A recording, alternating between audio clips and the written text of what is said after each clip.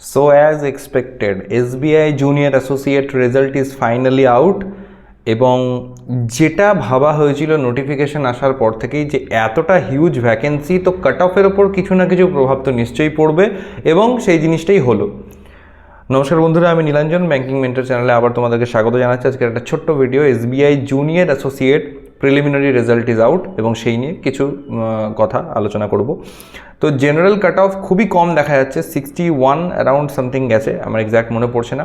OBC cut off তো SC কাট অফের থেকেও কম গেছে, 45 অ্যারাউন্ড কিছু গেছে। ওকে, তো আমার স্কোর যদি বলি প্রথমে, তো আমার পেয়েছি আমি 82.75 মতন। আমার 90-র আশপাশে অ্যাটেম্প্ট ছিল এবং সেখানে কিছু অ্যাকিউরেসি ইস্যু হয়েছে ইংলিশে, আমি বুঝতেই পারছি, এবং তাতে করে আমার এই স্কোর এসছে। তো প্রিলিমস তো কোয়ালিফাই হয়ে গেছে, নো ইস্যুস, এবং মেন্স সামনে আছে, তো মেন্সের জন্য সবাইকে ফোকাস করতে হবে। আর অনেক এমন ক্যান্ডিডেটস যাদের অ্যাভারেজ বা বিলো অ্যাভারেজ প্রিপারেশন থাকা সত্ত্বেও তারাও কিন্তু প্রিলিমস কোয়ালিফাই করেছে, এটা একটা সবথেকে বড় ব্যাপার। এবং অনেক বেশি অ্যামাউন্ট অফ স্টুডেন্টস যারা আছে তারা কিন্তু মেন্সের জন্য অ্যাপিয়ার করবে, এবং মেন্স মাল্টিপল শিফটসে হবে এবং নর্মালাইজেশন একটা বিরাট বড় রোল প্লে করবে এই বছরেও। বাট ওয়েস্ট বেঙ্গলের যে সিনারিও দেখা যাচ্ছে, এতটা ভালো নাম্বার অফ ভ্যাকেন্সির জন্য কাট অফ কিন্তু আবারও প্রভাবিত হবে বলে আমার অনুমান। আর কোয়েশ্চেনের লেভেল যাই থাকুক না কেন, নিজেদের সর্বশ্রেষ্ঠ প্রিপারেশন যারা নিয়ে বসে আছে, যারা বহু বছর ধরে লেগে আছে, এক্সপিরিয়েন্সড ক্যান্ডিডেটস, আমি আগেও বলেছিলাম এক্সপিরিয়েন্সড ক্যান্ডিডেটস যারা আছে, যারা কিছু কিছু মার্কসের জন্য, হয়তো মাইনর কিছু এরার্সের জন্য তারা দেখাচ্ছে কোনো না কোনো এক্সাম থেকে ছিটকে যাচ্ছে, ফাইনাল সিলেকশন থেকে একটুর জন্য মিস করছে বারবার, তাদের জন্য কিন্তু একটা বিরাট বড় অপরচুনিটি এই বছরের যে SBI junior associate vacancy.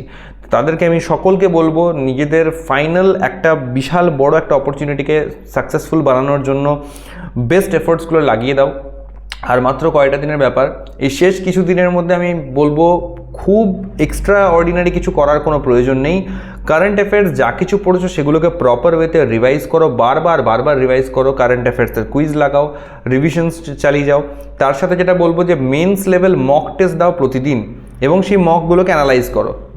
And মোমেন্টে ম্যাথ, রিজনিং, ইংলিশে কোনো রকম ডাউটস, কোনো রকম এরার্স কিন্তু থাকার কোনো জায়গায় রাখা চলবে না।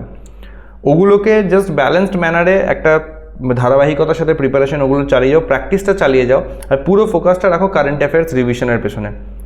আমি নিশ্চিত তোমরা যারা বহু বছর ধরে প্রিপারেশন করছো বা যারা খুব অল্প সময় ধরেও প্রিপারেশন করছো, নিজেদের বেস্ট প্রিপারেশন দিলে পরে একটা বিরাট বড় স্রোত আসছে SBI জুনিয়র অ্যাসোসিয়েট এই বছর, বিরাট বড় একটা স্রোত। এই স্রোতে কিন্তু টানে টানে অনেকেই কিন্তু পার হয়ে যাবে। এটা একটা বিরাট বড় একটা অপরচুনিটি, এটা আমি বলবো, কারণ লাস্ট ইয়ার RRB অফিস অ্যাসিস্ট্যান্টে আমি এরকম এক্সপিরিয়েন্স পেয়েছিলাম, যেটা আমি আগেও বহু ভিডিওতে বলেছি যে 2022 সালে মেন্স দিয়ে যে স্কোর আমার এসেছিল, ভ্যাকেন্সি বা বিভিন্ন ফ্যাক্টরসের জন্য কাট অফ যা গেছিলো, তাতে করে সেই স্কোর কিন্তু আমার কাট অফের ধারে পাশেও ছিল না। বাট ঠিক তারপরের বছর আমি অলমোস্ট সেম স্কোর করে আমি কিন্তু দেখলাম যে ভ্যাকেন্সি বা আদার যে ফ্যাক্টরসগুলো মানে এফেক্ট ফেলে আর কি কাট অফের ওপর, তার দরুন দেখলাম কাট অফ যা গেল তার থেকে কিন্তু আমি অনেকটা আরামদায়কভাবে কমফোর্টেবলি আমি কিন্তু কোয়ালিফাই করে গেছিলাম মেন্স। ওকে, তো এটা কিন্তু একটা বিরাট বড় অপরচুনিটি তোমাদের সকলের জন্য, বারবার বলে আসছি, আবারও বলবো, প্রত্যেকে ফোকাস করো মেন্সের পিছনে। হ্যাঁ, আমারও প্রচেষ্টা এটাই থাকবে যে মেন্স আমি অ্যাপিয়ার করবো, দেখবো কতটা কেমন কি কোয়েশ্চেন পেপার আসছে, কেমন হচ্ছে না হচ্ছে, অ্যানালিসিস দেওয়ার চেষ্টা করবো আফটার মেন্স এক্সাম।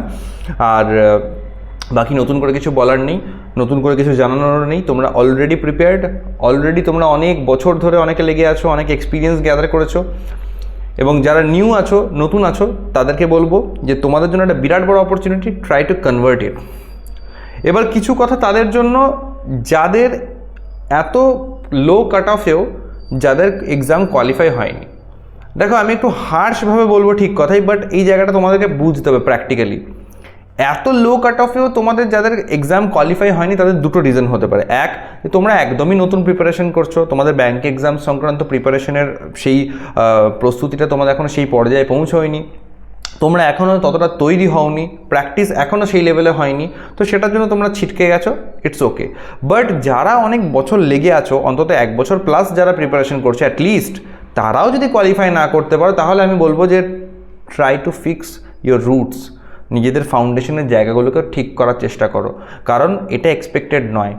আমি এটাই বলবো, যারা মোর দ্যান 1 ইয়ার বা অ্যাটলিস্ট 1 ইয়ার প্রিপারেশনের মধ্যে রয়েছে, যাদের foundation part complete, syllabus complete হয়ে গেছে, তাদের কাছ থেকে অন্তত এক্সপেক্টেড নয় যে এত লো কাট অফও তারা পার করতে পারছে না। অনেকে বলবে আমার স্পিড আসছে না, অনেকে বলবে আমার এই হচ্ছে না সেই হচ্ছে না, আরে যাই হোক না কেন অ্যাটলিস্ট তুমি যদি প্রিপারেশনের টাচে যদি একটা সার্টেন টাইম যদি তুমি আছো, যদি এটা প্রিপারেশন টাচের মধ্যে, তাহলে এই এক্সামটা অন্তত ডেফিনেটলি কোয়ালিফাই করা উচিত ছিল, একটা কনফিডেন্স বুস্টার হিসেবে অন্তত।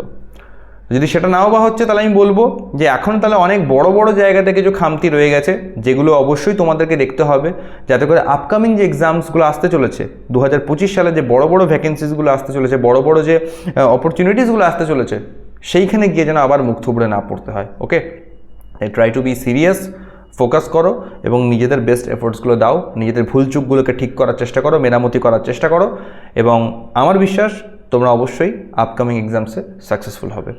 এই বলে শেষ করছি, সকলকে best of luck, thank you very much.